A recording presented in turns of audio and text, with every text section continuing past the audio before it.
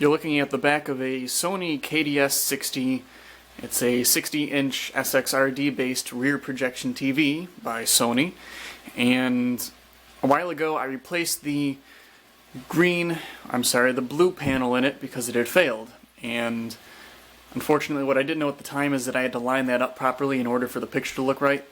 So now what I have to do is tear this thing apart, set it up outside, so all along here, and see if I can't line up that panel while it's out of the chassis, and hopefully I'll be able to have some results with that. So I'm not going to show the entire process, but I'll show you what it looks like after I pull the guts out and set it up like it's supposed to be. So here are the guts of the TV, swung out approximately 180 degrees. Unfortunately, it's not quite as easy as that. You have to unhook everything and then hook it all back up.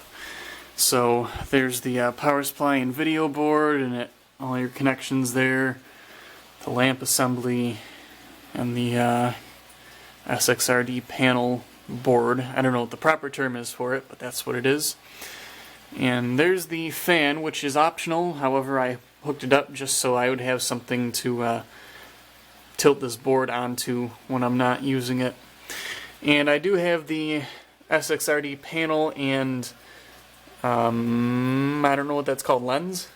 Probably called the lens assembly out. I'm going to remove this lens to make it a little bit easier to adjust the panels, because there's a screw down there and there's one up there that are rather difficult to get to if you don't have this removed. So I'm going to try my best here. I may end up just junking this TV if I can't get it to work, because it's a whole lot of work and I've got another TV anyway, and yeah, but we'll see. So there it is. It's all assembled, and you can see the three colors right there, the red, blue, and the green, shining away. And up on the ceiling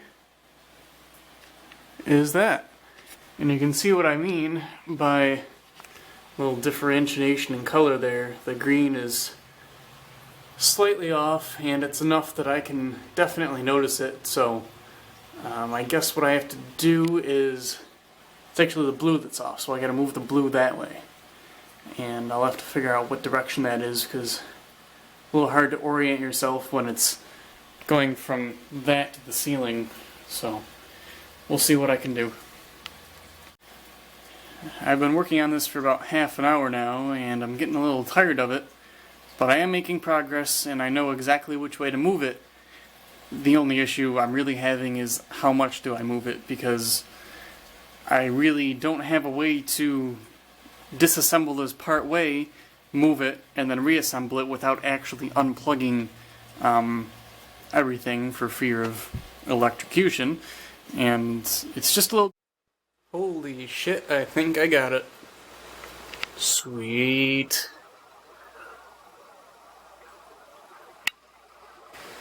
Yeah, maybe not, but we're getting there. Just got that little green line at the top. Yeah, it's a little bit off, but it's so much better than it was. Alright. Let's keep going here. Alright, there it is. I got it almost completely perfect. Just a little bit of green, but I'm sure that nobody's ever going to notice it. So yeah, that's awesome. And once this thing cools off and finishes doing its thing, I will show you a little bit about how my method for adjusting that panel, because it was a son of a bitch to get.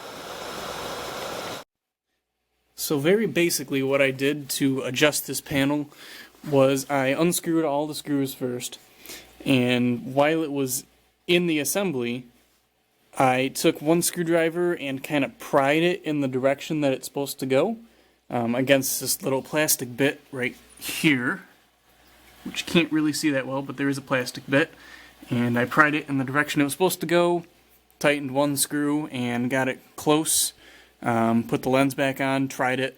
If it didn't work, I went back and tried it again, and I really wish I had figured that out in the first part, but it only took me about 10 minutes after I got that method going to get the panel lined up. So that is awesome. I'm going to reassemble this TV, and the next shot you'll see is hopefully a 100% working TV. Well, it's been about 6 months since I filmed the video that you just saw, and the reason for that is because I totally forgot I had the footage. Unfortunately, I never ended the video because I'm not sure why. Either I forgot or I deleted the footage because I don't have it. So, I included at the very end right here a shaky iPhone 4 camera clip of the TV working. It does work, works just fine, worked fine ever since I put it back together. The only fault that it's ever had since then is a blown out bulb, which is perfectly normal. So, I would consider this done and dusted. The next clip you'll see after this is the TV running. It's only like a 6-second clip, but it does get the point across that it works now. If this TV breaks again, or this same issue happens again, I'm not sure whether I'd repair it or not. It was an immense pain in the ass to fix. However, I got it working, and the TV has worked flawlessly ever since. So, we'll see how that goes.